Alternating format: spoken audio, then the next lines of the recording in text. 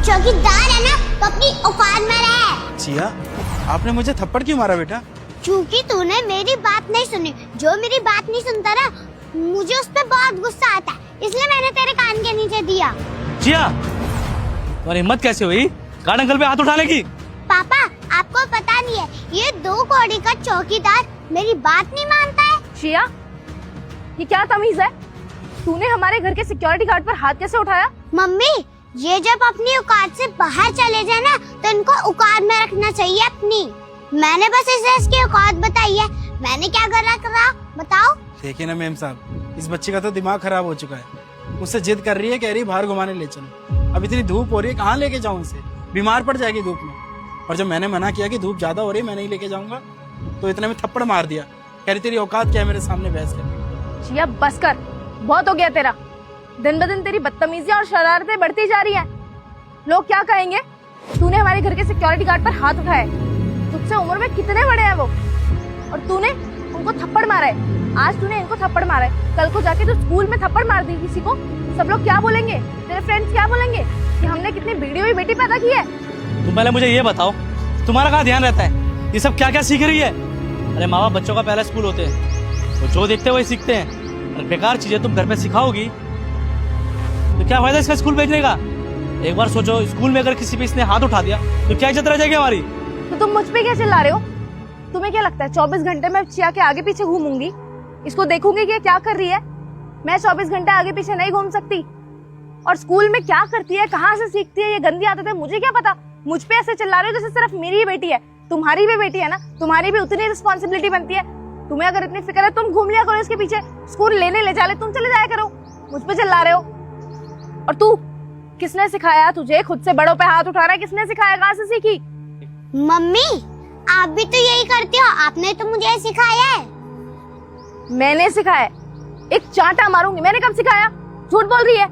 Mummy, आज सुबह की तो बात है, आप कैसे भूल गए?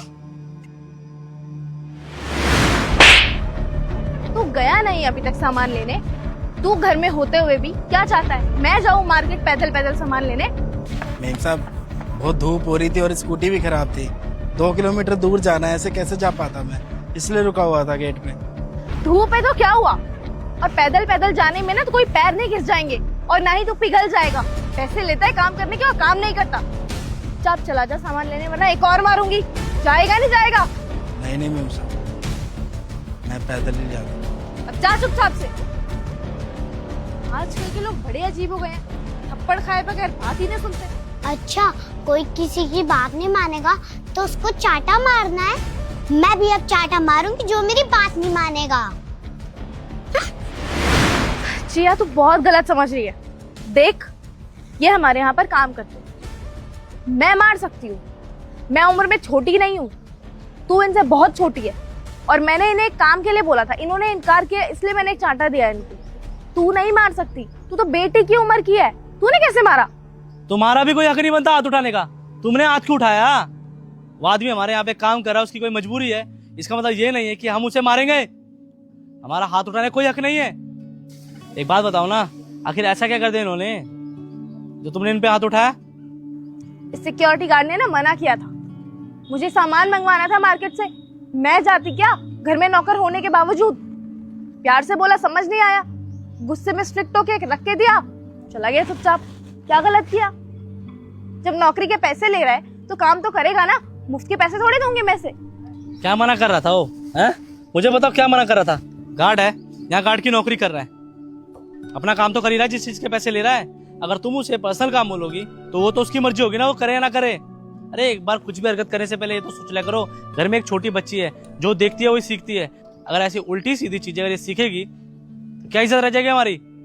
कई बार समझा दे, एक छोटी बच्ची का दिमाग कोरे कागज की तरह होता है, उसमें जो एक बार छप गया ना, जिंदगी भर वही रहेगा। अगर ये ऐसे हाथ उठाना सीख गई ना, भेदभाव करना सीख गई, तो ये कभी किसी की इज्जत नहीं करेगी, और उसकी जिम्मेदार होगी सिर्फ तुम। देखो मानसी, गलती की है, माफी मांग लो, क्योंकि मैं नहीं चाहता तुम्हारी वजह से मेरी बेटी बिगड़े। रोशन, मैं सॉरी गार्ड को। हाँ तुम, क्योंकि बदतमीजी करने वाले को पता चले, जो बदतमीजी करता है उसे माफी भी मांगनी होती है। सॉरी, आगे से नहीं होगा। तुम पर हाथ उठा के मैंने गलत किया, माफ करना। कोई बात नहीं मेम साहब, आपने माफी मांग ली, इतना ही काफी है। बस आगे से ऐसा मत करना, हम लोगों की भी इज्जत होती है। क्या बेटा, मामा ने गलती की तो उन्होंने माफ़ी मांगी ना, अब तुम भी माफ़ी मांग लो और बोलो कि आगे से कभी किसी के साथ बदतमीजी नहीं करोगी। सॉरी गार्ड अंकल, आगे से मैं किसी को भी थप्पड़ नहीं मारूंगी। कोई बात नहीं बेटा, बस एक बात याद रखना कि कभी भी ना किसी के ऊपर हाथ नहीं उठाना चाहिए, सबकी इज्जत करनी चाहिए। स्कूल में आपको अच्छी शिक्षा देते हैं ना, तो प्लीज कभी ये गलती दोबारा से ऐसे दोहराना मत।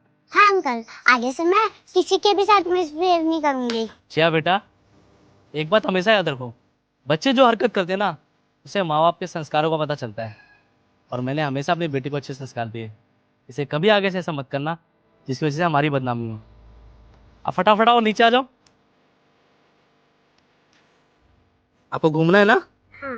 चलो मैं घुमाता हूँ, चलो।